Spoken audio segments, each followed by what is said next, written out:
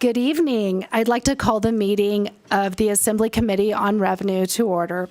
Will the Secretary please call the roll? Assemblywoman Anderson. Assemblywoman Cohen. Assemblywoman Considine. Assemblywoman Gallant. Assemblyman Gray. Assemblyman Hafen. Assemblywoman Mosca. Assemblyman Wynn. Assemblyman O'Neill. Assemblyman Orentlicker. Assemblywoman Summers Armstrong. Chair Backus. Present. And with respect to Assemblywoman Gallant, Summers Armstrong, and Assemblyman Orlichter, please mark them present when they arrive. However, they may not get here before we conclude our meeting this evening, so each of them would be excused from today's meeting. With that, thank you. I would like to welcome our audience members here in Carson City, as well as those that may be watching and listening over the internet. If you have not already done so, please mute your electronic devices. Persons wishing to testify today in opposition or in support of the bill, we're going to try to limit testimony. Weather's getting pretty bad here in Carson City and people have to drive up to Reno. So we'll try to limit it to 2 minutes, but I do want to give everyone a fair opportunity to hear everybody out, whether they support or are in opposition of the bill. With that, we will also have public comment at the end of the meeting, and also any questions that are asked to our guest from GOED today, please feel free always to go directly to our assembly member. You do not need to go through the chair. So today we have 2 bills on our agenda. The first bill that will be heard is Assembly Bill 38, which revises provisions relating to the workforce innovations for a new Nevada account. The second bill is Assembly Bill 41, which establishes the Nevada Innovation Account. So with that, I'll open the hearing on Assembly Bill 38.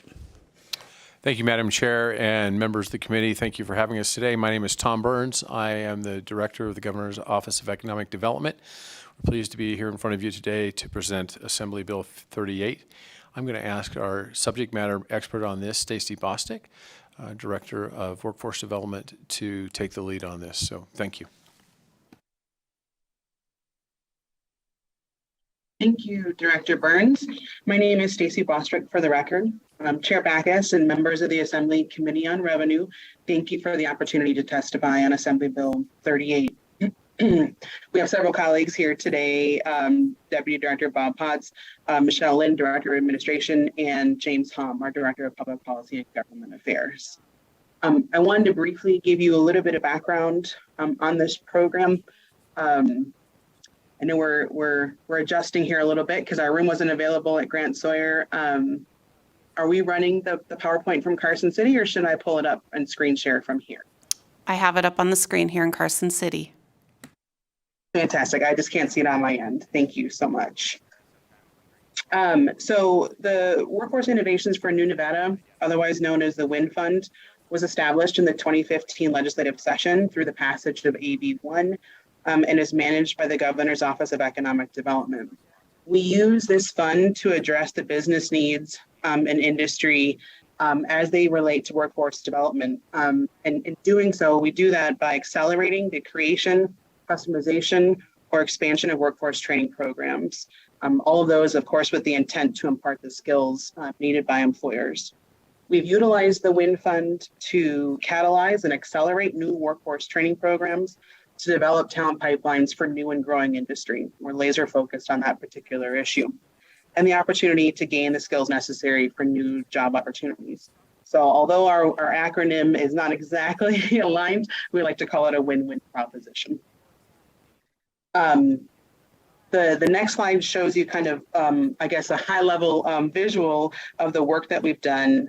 Since 2016, GOED's board and leadership has approved over $13 million in project funding, shaping new workforce training options that have had over 60 employers directly connected with projects. To date, over 2,000 Nevadans have been able to access, and this is probably the most important piece, is 23 new or expanded training programs developed to meet new or growing demand, high-skill, high-wage sector jobs.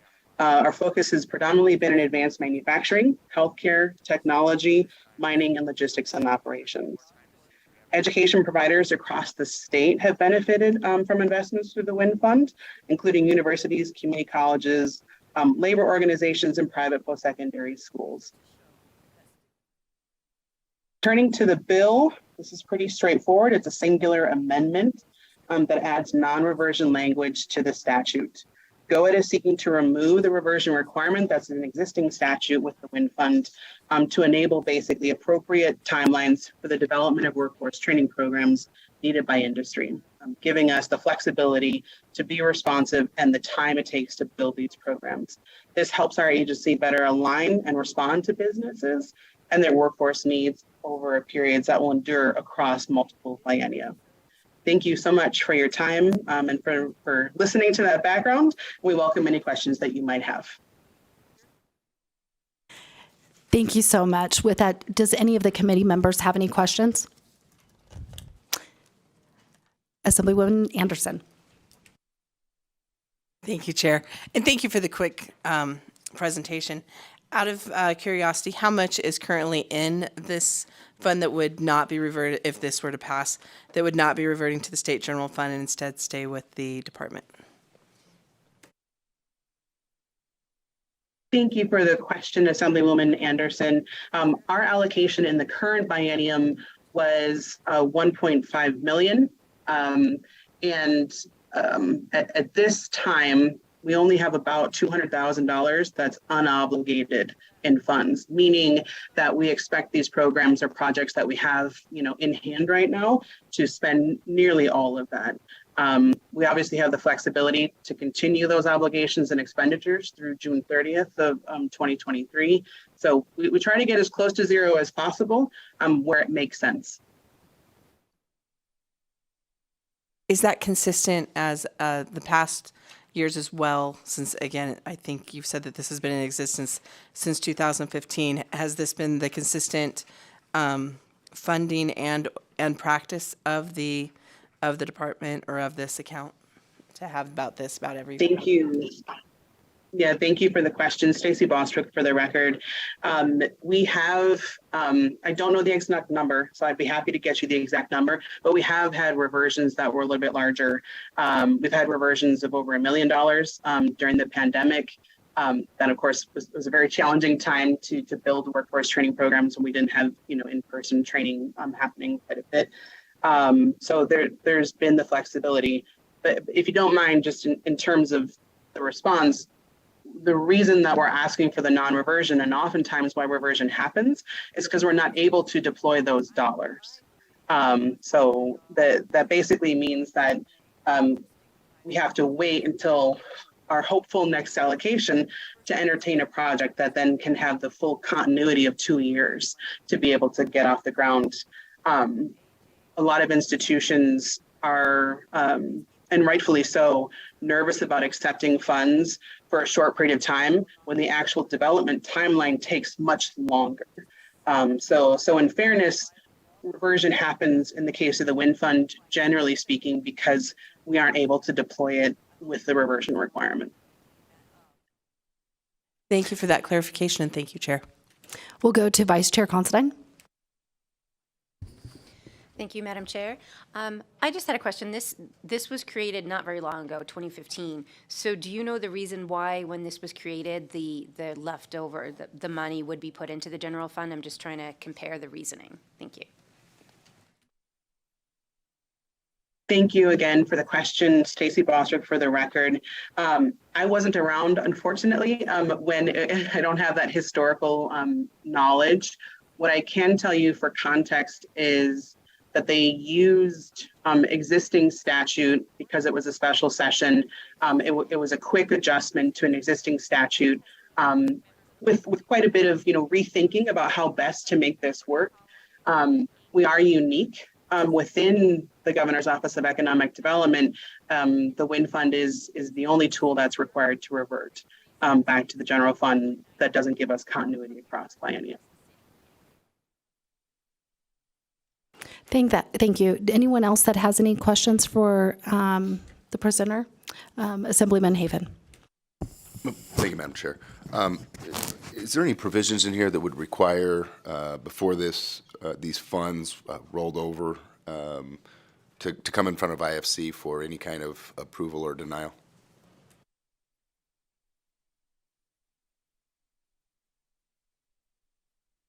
Thank you for the question. Again, this is Stacy Bostwick. For the record, there is nothing in the provisions currently to put us in front of the IFC. Obviously, changes to the budget, bringing money in, or special agreements like we have with the Department of Employment, Training, and Rehabilitation. So if we do a partnership or grant agreement, of course, we're going to end up with the IFC. In terms of transparency and the work that we do submit a biennial report. So that does come through to the legislature every 2 years. Next, we'll go to Assemblyman Nguyen. Thank you, Chair. Just have a question about CAP. Is there anticipating CAP where after the fund get to a certain amount that it will, stop accruing and then go back to the general fund? Because I don't want this to be perceived as a rainy day account in a way in terms of, this particular department. Thank you. That's a great question. Stacy Bostwick for the record. So historically, the WIN Fund typically has received biennium funding of less than $8 million per biennium. And the vast majority of that gets expended within the biennium. I think in terms of discussion, we'd be open to a cap, but it's not a problem that we've run into, to be perfectly honest. The reversion issue for us is more about giving us the time and continuity to build particularly larger projects. And one of the challenges with the reversion in terms of spending is that reversion looks at dollars spent at the end of the biennium.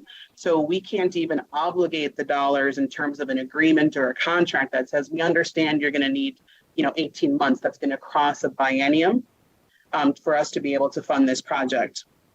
We can't even obligate the money in that way. If it's not spent by June 30, it goes back. And each biennium we have to come back and hope and with the generosity of the legislature are often funded. But it's difficult for us to provide support to an education provider on, we can give you 6 months of funding, but we don't know what's going to happen after that. And so we hope we'll have funding. We anticipate getting funding. We've often, been blessed with the support of the legislature, but that's no guarantee. So that's really what it's about. Yeah, thank you for that answer, Ms. Bostwick. So I think that's just addressing my concern that eventually that if we could look at putting in some things to ensure that there is some guardrail, because I don't want to open a can of worms into other projects across the board and say, hey, you give them that, how come we can't have it as well? So I want to ensure that we put some guardrails so that it's not a kind of a automatic that we kind of set a precedent that it's going to be hard for us to kind of keep up with. Thank you, Chair. Yeah, Thank and you Stacy Bostwick again, for the record, we anticipate we still will come back in terms of funding. So we actually are going to be reporting to you what our progress is and what our obligations are. At the same time, we're saying, do we or don't we need additional funding for future projects and following plan? Yeah, thank you. Thank you for clarifying that. Thank you, Chair. Thank you. I don't believe we have any further questions from any of the committee members. So I thank you for your presentation, and we will move on to taking testimony in support of Assembly Bill 38. If there's anyone that wishes to testify in support, please come forward.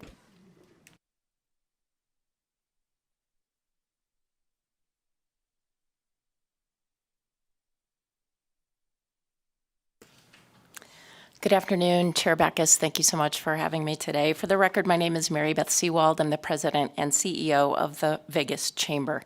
As the largest and broadest-based business organization in Nevada, the Vegas Chamber is in support of AB 38. This bill will provide the Governor's Office of Economic Development with additional flexibility and support in order to achieve its mission statement. The Chamber believes that by allowing unused funds to carry into the next fiscal year, that will provide GOED the opportunity opportunity to further support new workforce training programs, which we desperately need. The reality is that there should be flexibility within the system. As all of us know, the needs of our workforce are constantly changing and evolving every single day. GoEd needs these types of financial tools to be flexible and nimble in order to be competitive and to meet the needs of our ever-growing and ever-changing workforce. Thank you so much for your time today and your consideration in supporting AB 38 and Nevada's workers. Thank you.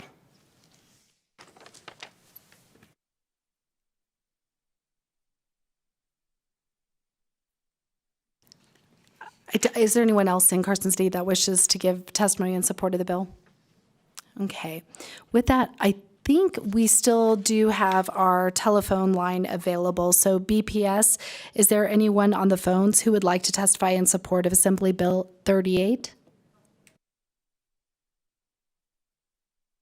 Testify in support of AB 38, please press star 9 now or press raise hand to take your place in the queue.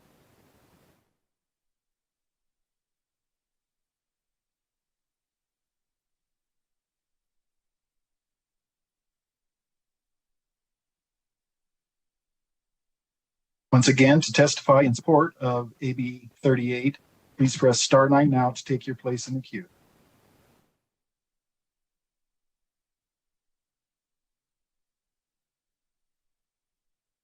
Chair, there are no callers wishing to provide testimony at this time. Madam Chair, Yes. if I may, I'm obviously not Jimmy, but I am at Grant Sawyer in Las Vegas, and everything got moved to. I'm here to testify in support. Oh, fantastic. Thank you so much for being accommodating. I know we had to change rooms around. So with that, please feel free, since we'll turn it to Las Vegas, and I don't know if you have anyone there with you, but if anyone else, as well as you, may go ahead and give testimony and support. Thank you so much for letting us know. Thank you, Chair. My name is Amber Stidham, Stidham, with the Las Vegas Global Economic Alliance. We'd like to testify in support of AB 38. And we agree, as a state designated regional development authority for the greater Las Vegas, we know very well about the importance of workforce investments in workforce development.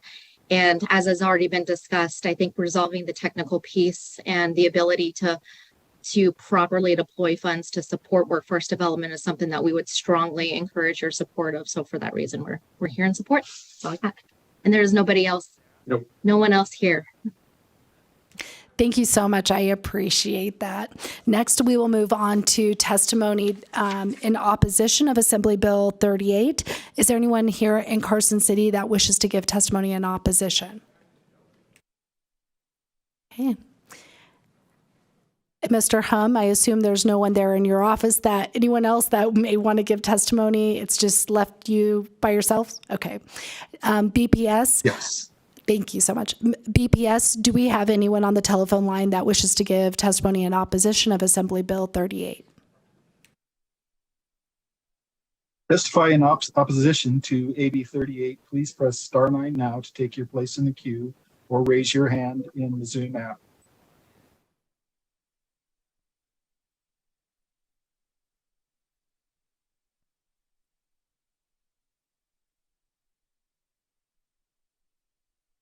Again, to testify in opposition to AB 38, please press star 9 now to take your place in the queue.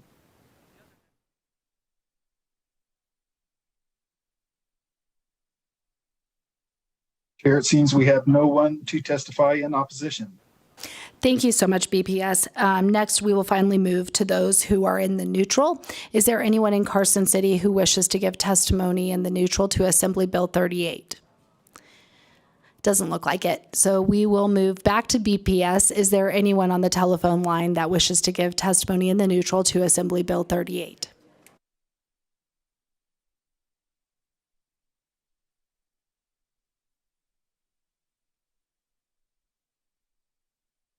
To testify in neutral to Assembly Bill 38, please press star 9 now. Take your place in the queue.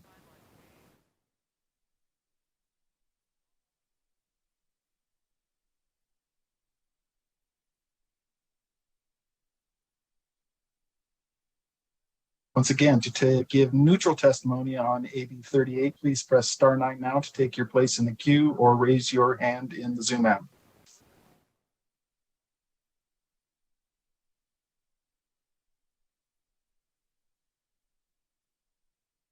Chair, it seems that there are no callers wishing to provide testimony in neutral on this bill.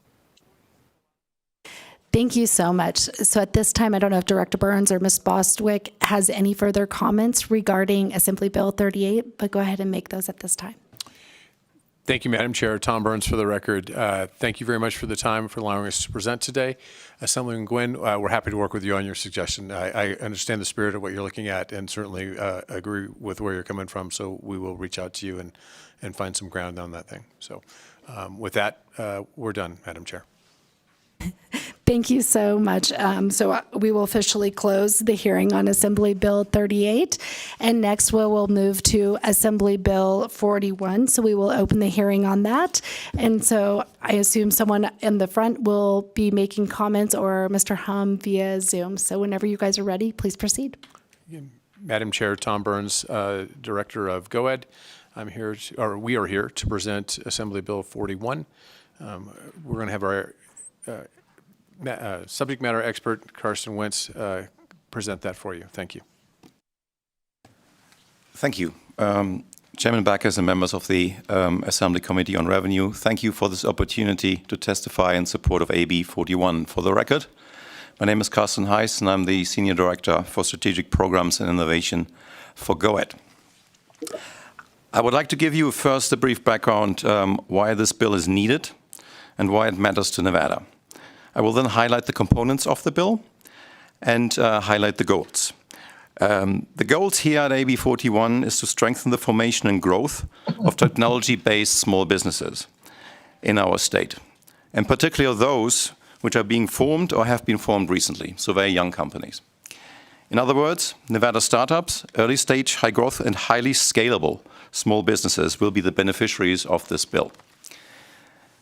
Let me give you two quotes to set up the explanation of the rationale even further. Steve Blank, the grandfather of lean startup movement, states that, quote, "A startup is a temporary, it's important, temporary, organization formed to search for a repeatable and scalable business model," end quote.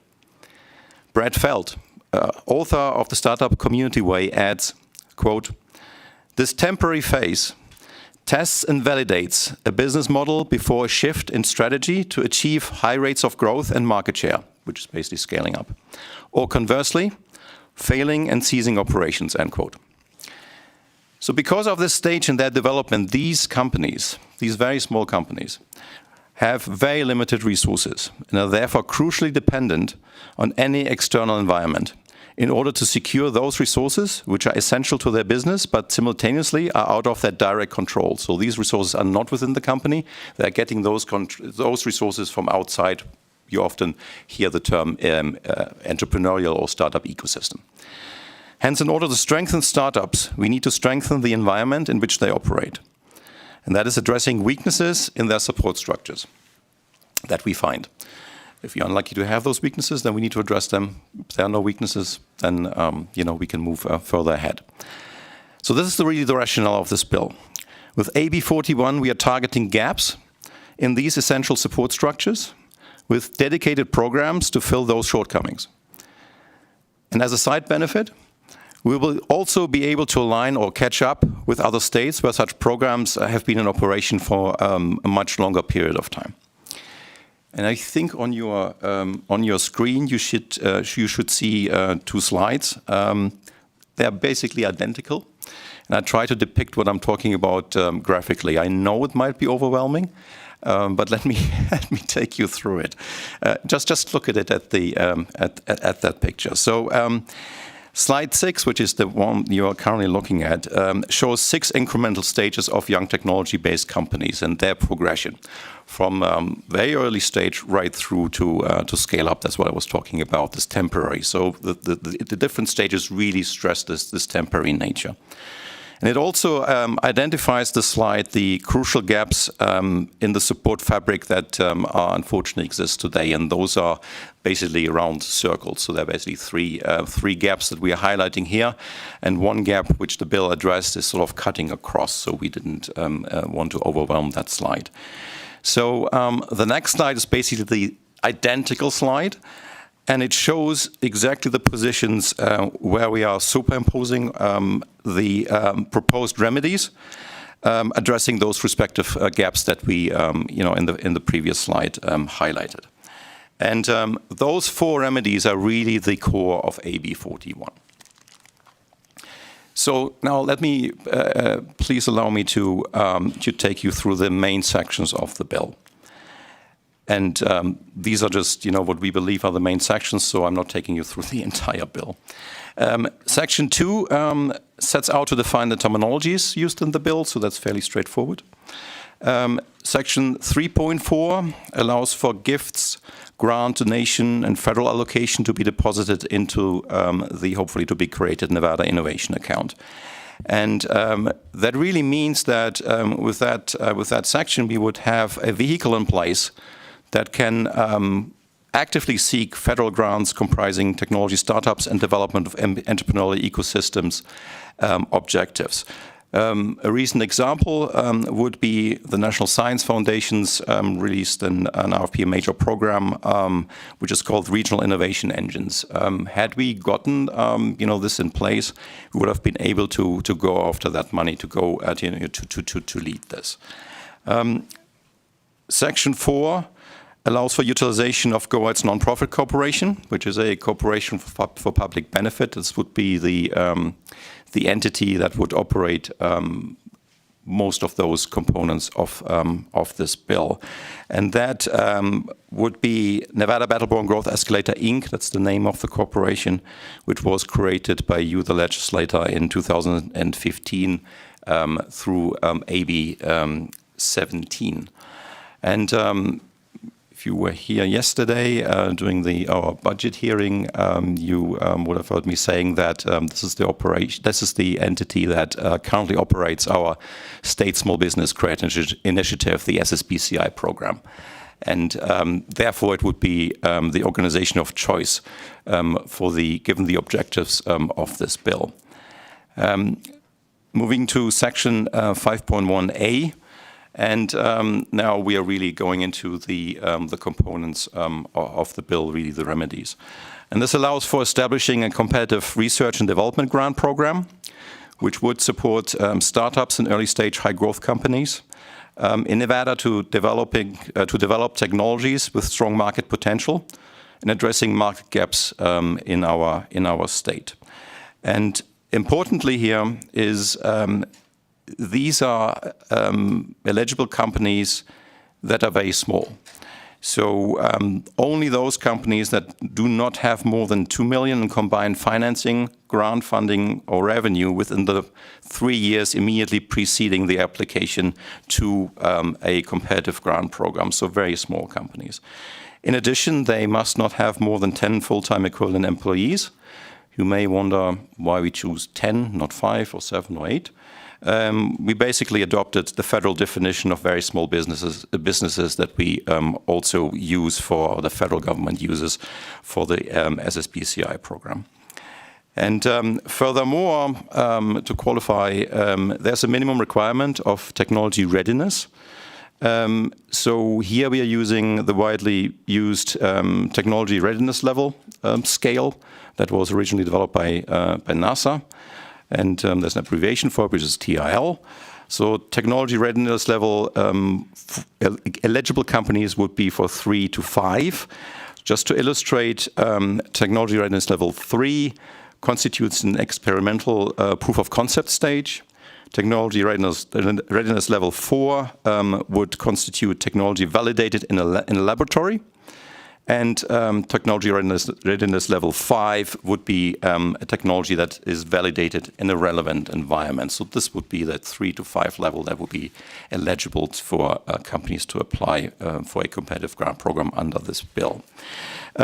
Section 5.1b allows for the establishment of a small business innovation research matching program. Small Business Innovation Research, or short SBIR, is often called America's Seed Fund. And that would be a matching program that would really amplify this highly successful federal program. And such programs exist in many other states. If you would like to look at a really, dominant example out there, a best practice, I would recommend that you look at North Carolina as a program that dates back to 2005. The proposed program here under this bill would match the SBIR Phase 1, and that would be awards or grant awards or contracts, depending on the federal agency that is involved in the SBIR, which is, by the way, administered by the SBA. And we would then match up to $100,000 per award or per contract. And it would also be a link to the success of that phase, so it would be in 2 stages. The subsequent stage would only be awarded if the company shows progress. Section 5.1c allows for the systematic support of support organizations that are operating accelerators and incubators in the state. Currently, you maybe have seen our press releases and are aware that SSBCI, under the broader concept of the SSBCI Venture Capital Program, GOAT is supporting through its nonprofit startup NV and generators, accelerators, but this bill would provide a more systematic mechanism, a much broader scope to support such organizations. Finally, Section 5.1d allows for the creation of an internship program for NG students in the fields of computer science, business, engineering, or science, so really STEM fields. And the intent here is to build upon GOAT's recently launched talent retention program for UNLV and UNR. So again, this is broadening it, where through our program, students are supported by the Attorney General's Office Settlement Fund through GOAT, and this program is running for 3 years. The intent here through this bill is to broaden such a program and provide a path to sustainability. And with that, thank you for your time, and we would welcome any questions that you may have on this bill. Thank you so much for your presentation. We will go ahead and start with Assemblywoman Cohen. Thank you, Chair, and thank you for the presentation. I think I missed a little bit of what you were saying about the internship, because I heard you say it was coming from funds from the AG, so or an existing program through the AG. But is the internship a paid internship? Thank you for the question. This is Carsten Heise for the record. Yeah, that is correct. So we have presented this to the Interim Finance Committee earlier last year, that was.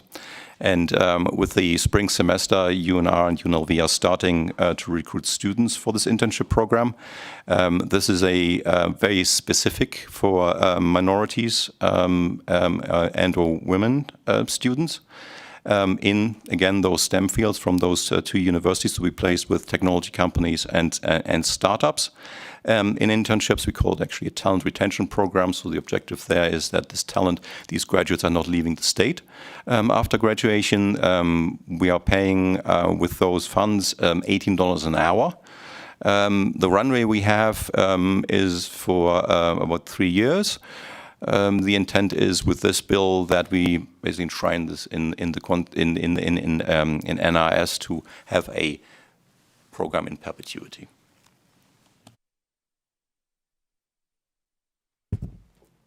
Thank you for that. And then I have also a question about Section 6 with the data that's being reported. Is that purposefully aggregate data? Because there's no information in the report that's coming to the legislature about the actual businesses, which businesses these are, just some information about them in general. Thank you for the question, Carsten Heise, for the record. The It would depend on the program that's being operated. So I would expect that we would report on the within, say, the competitive research and development grant program, that we would report on those businesses, what they are, and which technologies they were awarded that grant.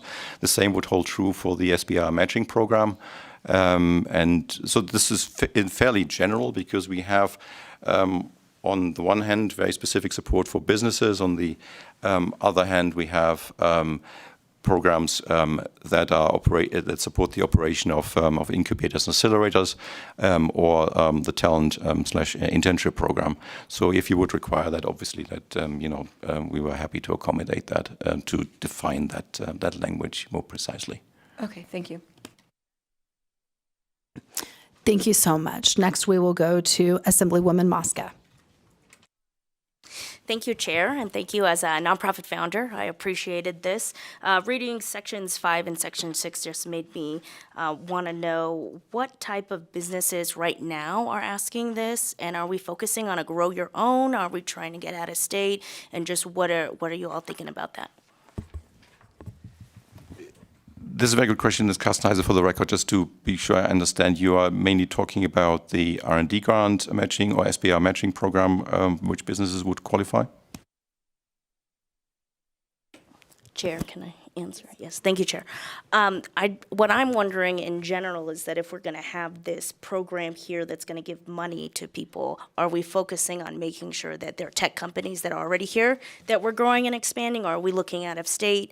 Just trying to answer that. Yeah, thank you. Thank you for clarifying that. I really appreciate it. I want to give you a proper answer.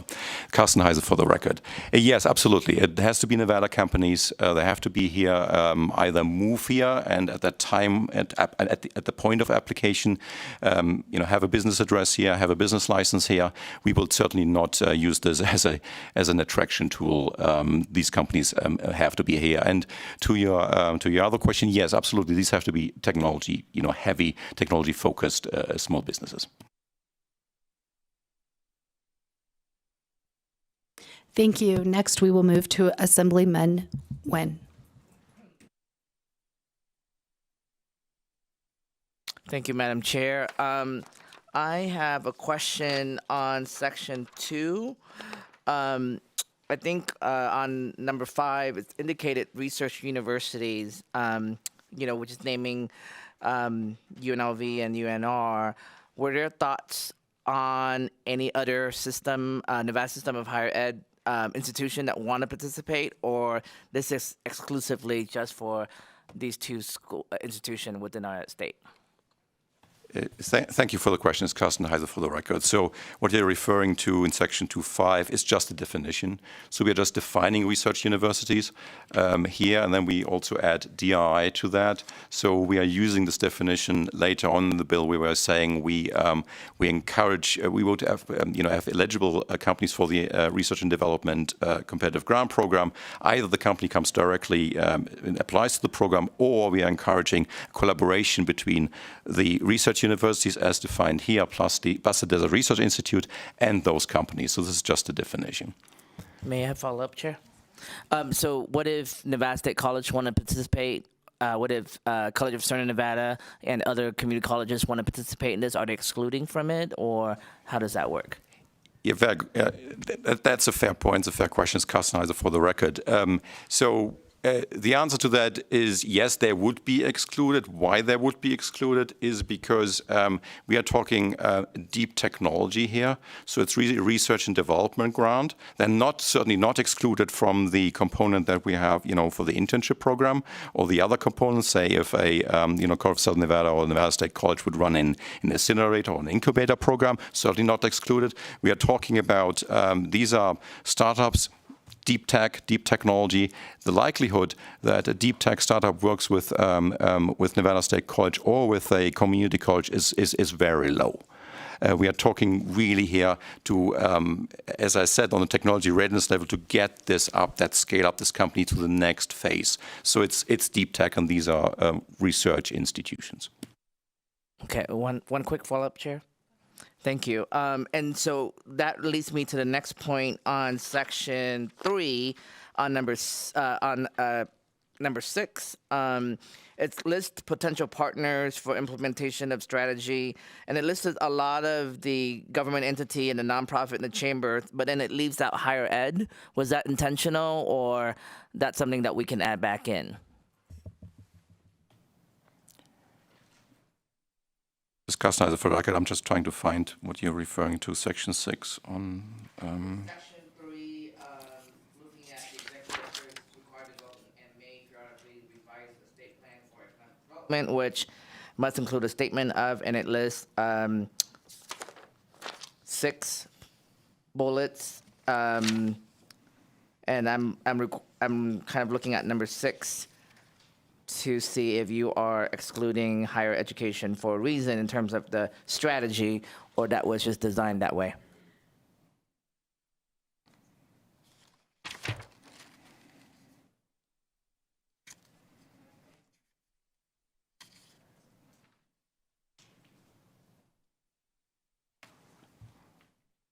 Ms. Kastner, for the record, I don't think it was designed that way. I still can't find it. That's the problem.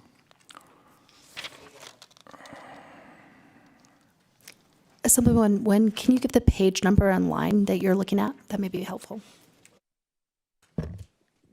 Yes, Chair. I think I was looking at my folder and not on the text of the bill. So, one moment. If you look on the bill, it would be.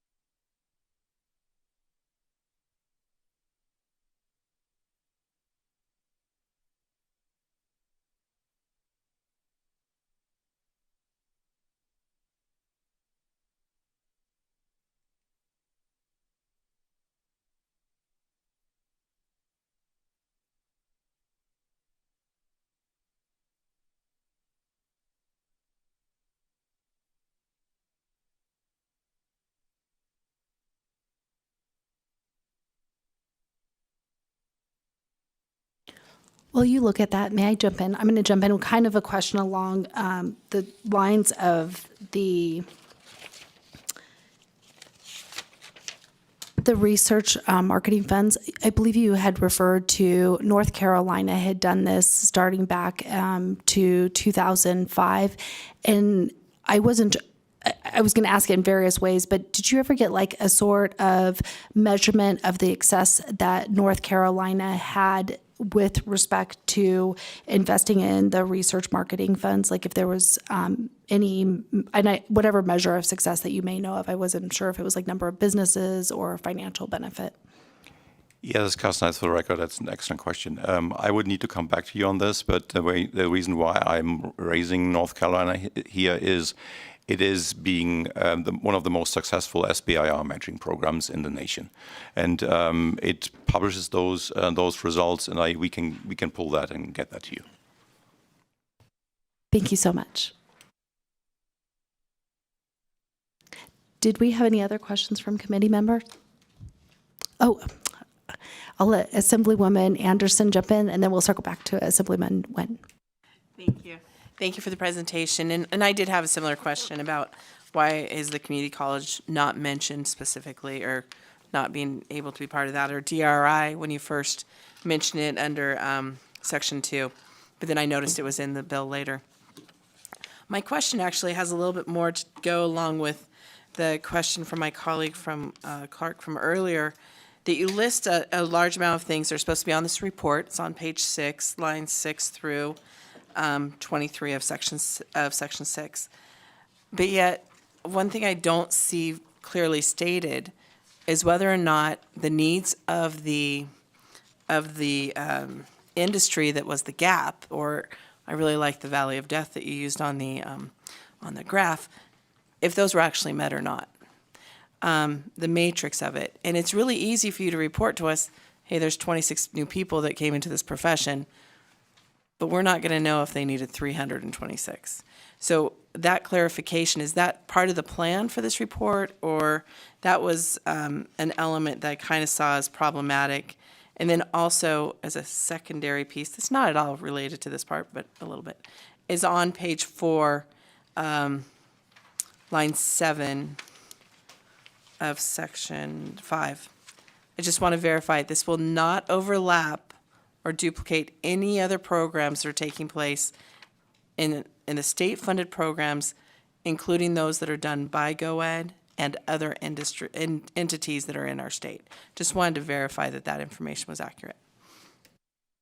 This is Carsten Heiser for the record. Let me take your last question first. Yes, absolutely. I mean, the intent is really to fill gaps, to address gaps that we have. The intent is not to duplicate. I wouldn't, the universities as well as the community colleges have existing internship programs. So this wouldn't be duplicated, it would strengthen them. So you would still, rather than standing up a new program like we did, we would take a similar approach like we did with the talent retention program that I mentioned with the Attorney General funds that we are utilizing. So that would mean here we are we're working with basically using existing infrastructure and operations, and we would strengthen that. But I wouldn't put this in the category of duplication, but strengthening.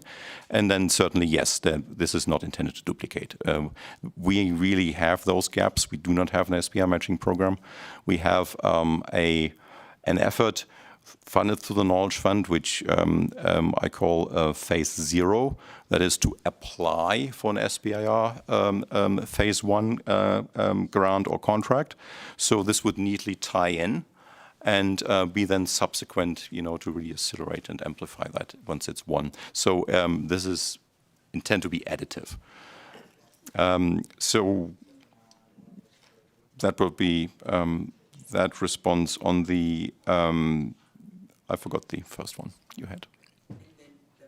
First question was, how do we know what the MEs are needed for the gap, and is that part of your reporting expectation as well? Yeah, no, thank you, Carsten, for the record. Thank you for reminding me what the question was. Yes, if you look at the Research and Development Grant Competitive Program of the SBI Matching Program, once the intent really, it's hidden in the, when the bill refers to that those programs are being created. So it's sort of in the creation of those programs that we require that those, gaps have to exist. We have to, again, define them. We have to tie it back to the state plan, what focus industries we have. So it's for the operation of the program. And then as part of that, then we would report on that. So just to, I'm so sorry, Chair.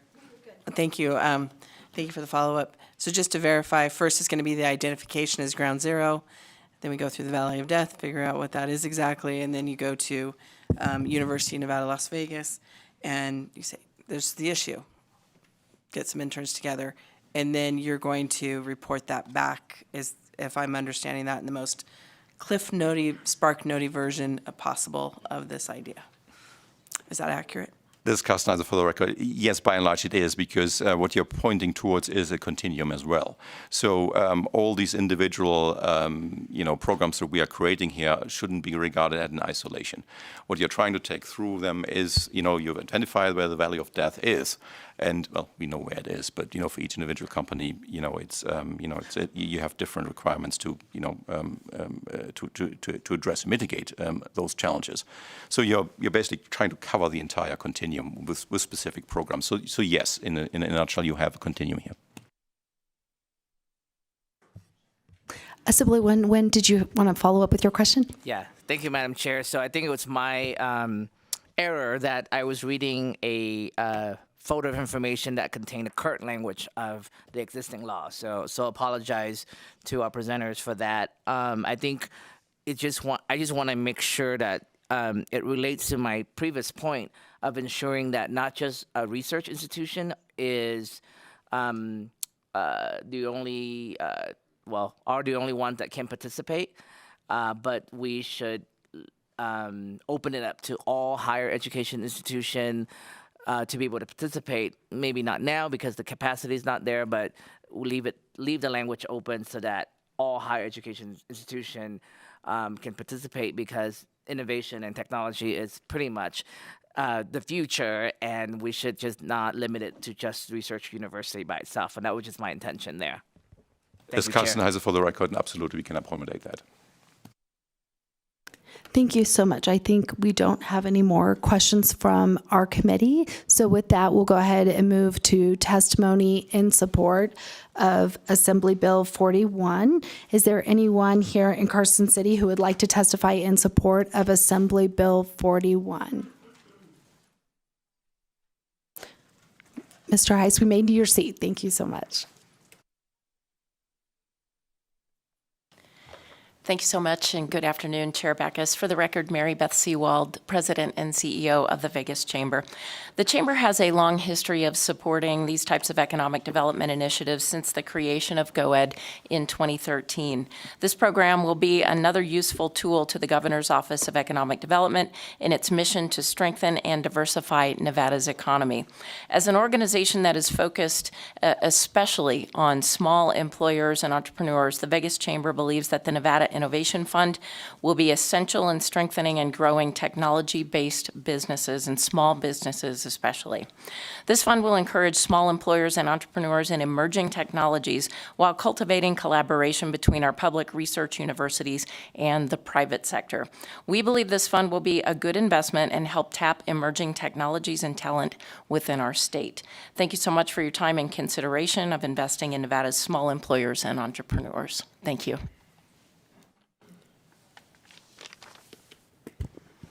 Hello, Heather Brown for the record. I am a newly elected regent, but today I am wearing a different hat as president and co-founder of an organization called Startup Vegas. Our organization is dedicated to expanding the technology ecosystem in Southern Nevada by fostering a supportive and collaborative environment for tech founders, and so they can grow their companies and grow it as individuals.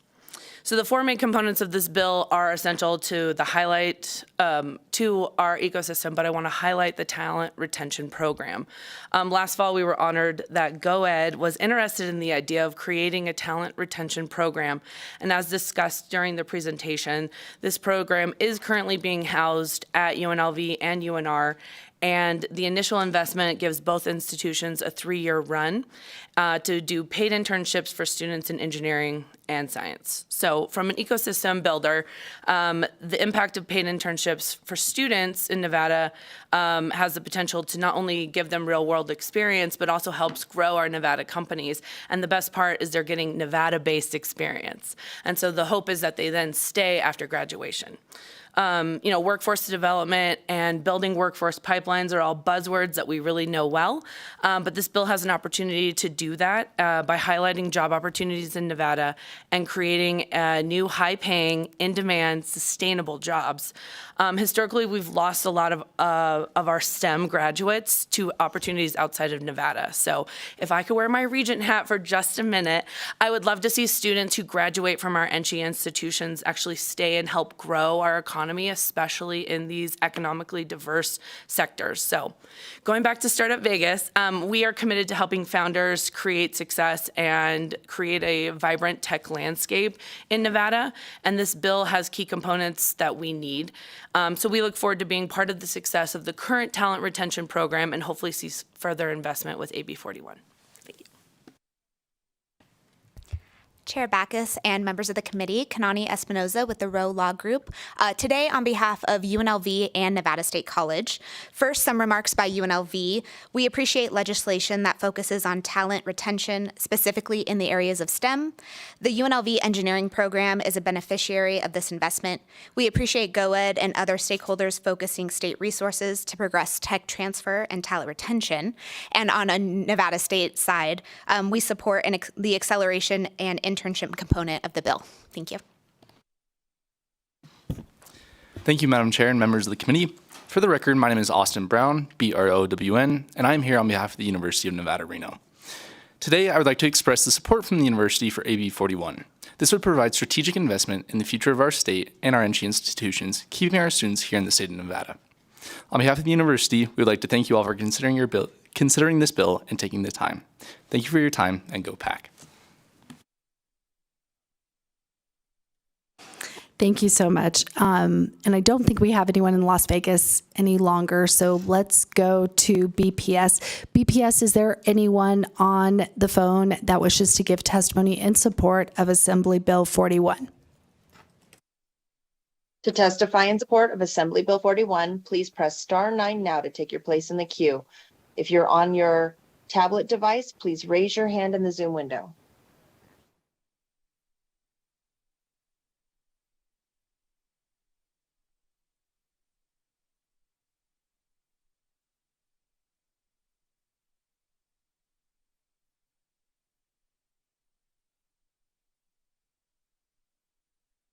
Caller, you are unmuted and may begin. Thank you. Thank you, Chair Bacchus and committee members. My name is Jeff Saling, S-A-L-I-N-G, co-founder and executive director of Startup NV, a statewide nonprofit startup incubator and accelerator with programs in Las Vegas, Reno, and in rural Nevada. We've also organized 4 for-profit investment programs. These investment programs provide privately raised venture capital to the companies participating in Startup NV's program. And I'm also the president of Sierra Angels, one of the older angel groups in the U.S. out of Incline Village. And I teach Engineering 461, high-tech entrepreneurship at UNR during the fall semesters. Startup NV's mission is to grow a vibrant, inclusive startup ecosystem in Nevada as a means of diversifying our economy and creating exciting economic opportunities for all Nevadans. The Startup NV nonprofit is funded by a combination of grants and any profit made from the related private funded investing activities is donated back to the nonprofit to further fund our programs and hopefully create a foundation that will last many decades in support of our startup ecosystem. And I provide this background so you'll understand my personal and professional level of involvement, understanding, and commitment to developing a startup ecosystem in Nevada that will be the envy, pardon the pun, of other states in the union. I'm testifying in favor of AB 41. It provides important infrastructure to support our startup ecosystem. If AB 41 is approved and implemented, it will create the ability for Nevada to get to parity with other states that operate similar programs in their states. As somebody who spends nearly all of my waking hours, every moment of them, in pursuit of the goal or the dream of having my home state, our home state, be a haven of entrepreneurship, technological advancements, and creativity, it's been frustrating to not have the kinds of institutional supports that are contemplated by AB 41. And while AB 41 doesn't fund all the programs it establishes, it's a very thoughtful structure into which both human effort and funding will fit as those discussions occur and the funding is developed. Thank you for your consideration.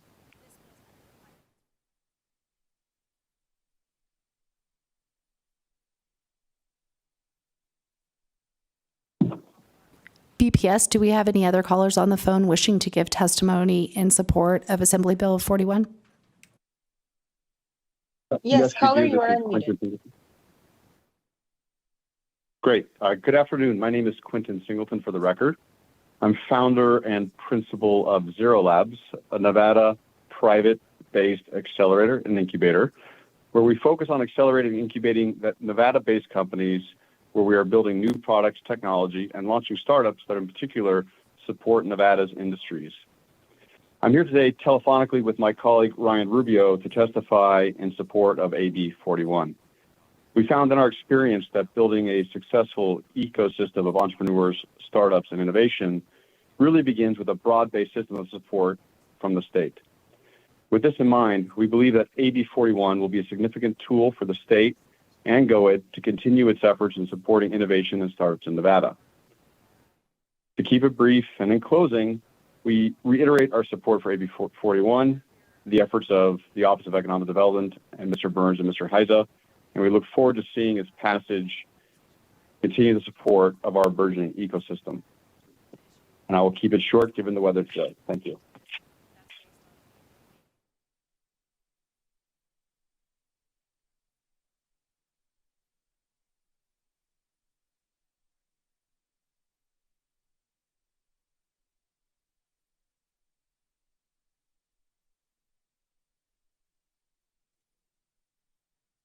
BPS, can we take the next caller? Sorry, Chair, I'm queuing the next caller. You're unmuted and may begin. Great, thank you. Appreciate everyone's time. This is Jared Byer. I'm Managing Director of Generators Investment Accelerator in Reno. Last name is Byer for the record. I would like to offer my support in favor of AB 41. We've been a partner of GoEd and have seen the incredible work that they are doing.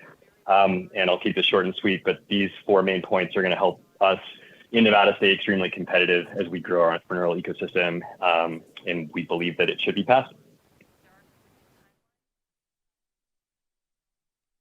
Thank you. Can we move to the next caller?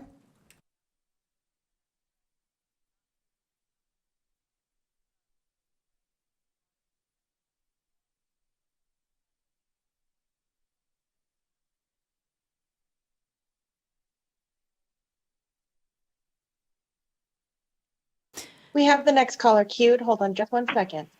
You are now unmuted. Thank you. Good evening, Chair Bacchus and committee. For the record, my name is Joshua Levitt, and that's spelled Joshua. Last name is Lea. V as in Victor, ITT. And I'm the founder of a few startups and Tech Alley, which is a nonprofit that brings the tech and startup communities together in Vegas and in Reno. But for this, I am speaking on behalf of myself. As a strong advocate for entrepreneurism, I'm honored to provide my testimony of support for AB 41 and the importance of entrepreneurism in our society. Entrepreneurism plays a critical part in the growth and development of our economy, creating jobs, driving innovation, and fostering competition. During the 2021 legislative session, I wrote an op-ed in the Nevada Independent titled "Lawmakers Must Continue Nevada's Promise of Entrepreneurism," wherein I focused a bit on the 4th objective of the 2012 Moving Nevada Forward Economic Development Plan. That objective was to catalyze innovation in core and emerging industries, and included the development of statewide innovation and commercialization structures, increasing industry collaboration with universities, DRI, and building a support structure for entrepreneurism. I wrote in the article at the time that Nevada's 3 research institutions had received $32.5 million from the Knowledge Fund, resulting in $39.8 million generated in sponsored research contracts, $35.2 million in grants and donations, and $1.2 million in commercialization revenue. Additionally, 17 companies and 573 jobs were created. 38 companies had relocated to Nevada, and 67 patents had been filed. Also reported that UNR had the creation of 8 spin-off companies and over 490 jobs. When looking at a platform called Deal Room, you can see in 2011 that Vegas startups and scale-ups had an enterprise value of $1.6 billion.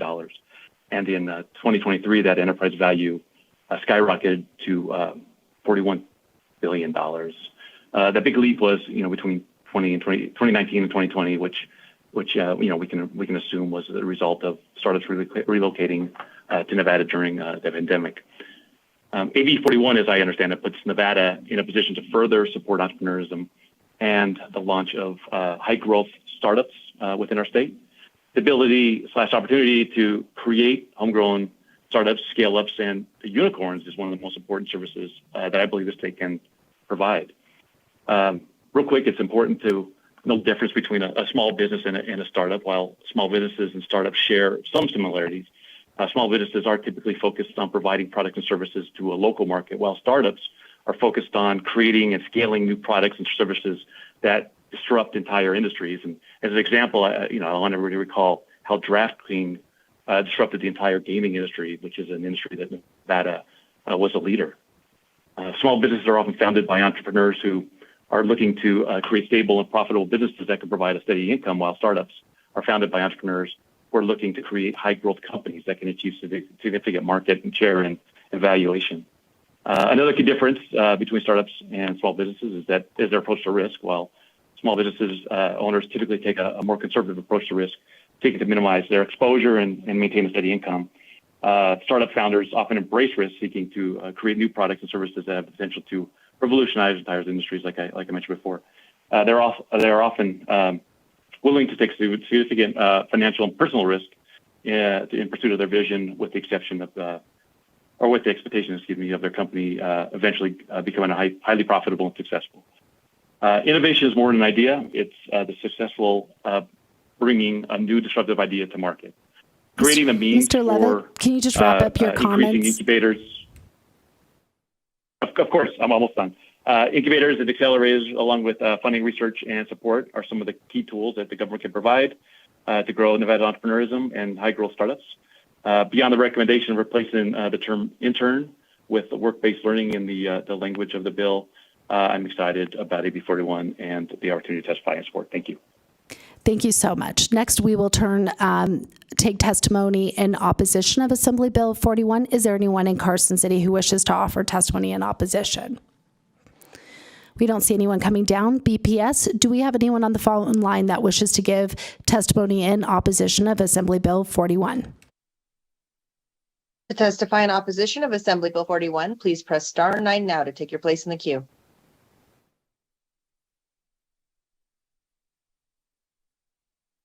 Chair, there are no callers to testify in opposition.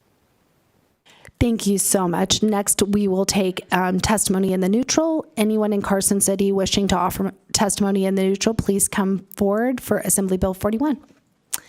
Doesn't look like we have anyone here. BPS, is there anyone on the telephone line wishing to give testimony in the neutral to AB 41? To testify in neutral to Assembly Bill 41, please press star 9 now to take your place in the queue.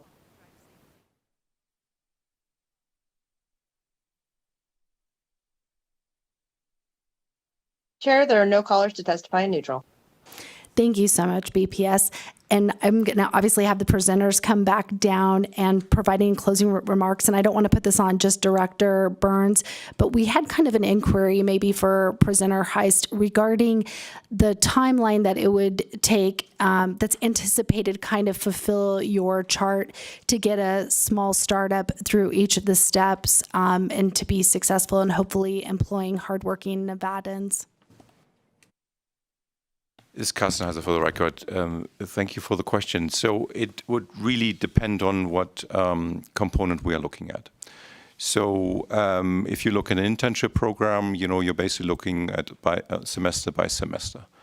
If you are looking at a support structure or support for a accelerator or incubator program, you're looking at sort of annual support.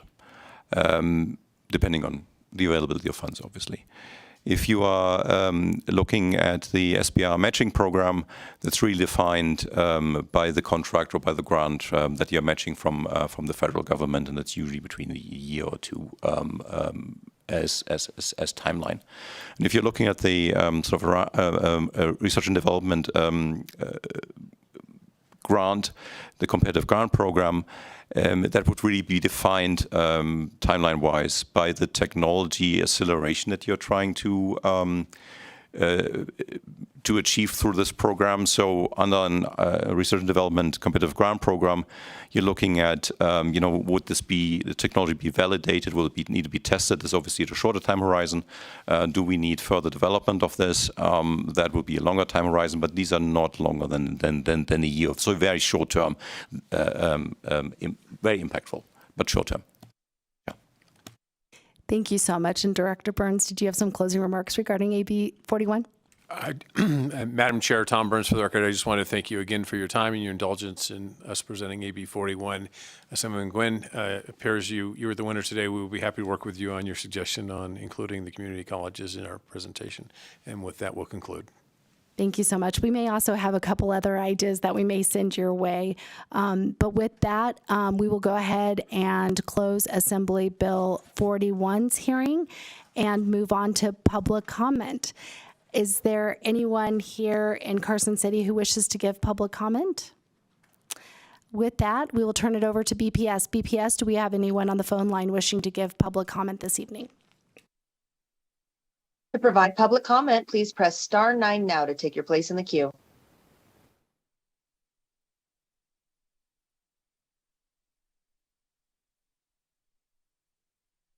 Chair, there are no callers wishing to provide public comment. Perfect. Do we have any comments or remarks from our committee members this evening? With that, we will close our hearing, and I will see everyone on Tuesday in room 4100, and I hope everyone gets home safely.